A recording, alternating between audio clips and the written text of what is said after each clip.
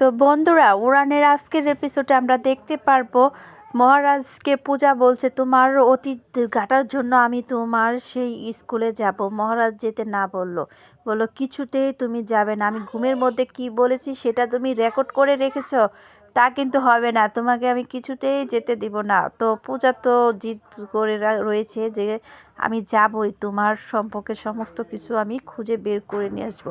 এদিক দিয়ে পূর্ণিমা সবিনয়কে টাকা বের করে দেওয়ার জন্য আলমারি খুলছে। আলমারিতে দেখে টাকা, গয়না, দলিল কিছুই নেই। তখন তখন তখন সবিনয় যে দেখলো কিছুই নেই, তখন চিৎকার দিয়ে সবাইকে ডাক দিল, সোমকে, মহারাজকে, শিবকে।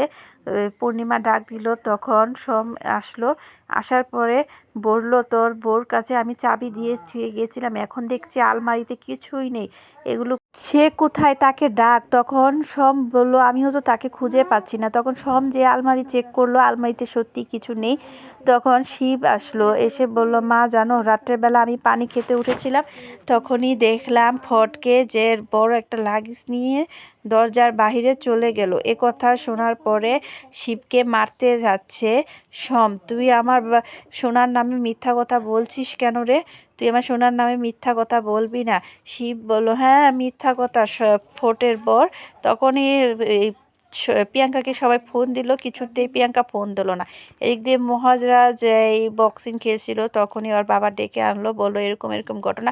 তো ঘটনাটা শুনে এই মহারাজ তো অনেক হাসছে যে ভালো হয়েছে, যাকে বিশ্বাস করে চাবি দিয়েছে সেই সর্বনাশ করেছে, ভালো হয়েছে।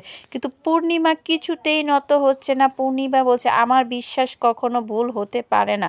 তখন বলল মহারাজ, হ্যাঁ ভুল হতে পারে না, এখন খুঁজে নিক। তখন সবিনয় বলল, এই বাড়িটা তোর মা কষ্ট করে বানায়নি, এই বাড়িটা তোর ঠাম্মি আমি অনেক কষ্ট করে বানিয়েছি, সবার হক আছে এটার মধ্যে, তুই তাকে খুঁজে বের কর মহারাজ।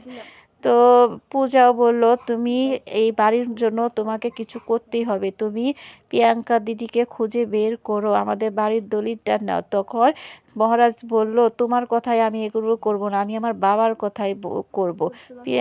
পূজা তো এসব কথা শুনে খুবই কষ্ট পেল, যাই হোক তাও তুমি করো। তো বন্ধুরা, উড়ানের এপিসোড যদি তোমাদের ভালো লেগে থাকে তাহলে প্লিজ একটা সাবস্ক্রাইব করে দিবে প্লিজ। সোম পূর্ণিমাকে বলছে, আমার সোনা এসব করতে পারে না মা, নিশ্চয়ই মহারাজ আমার সোনাকে পুঁতে রেখেছে।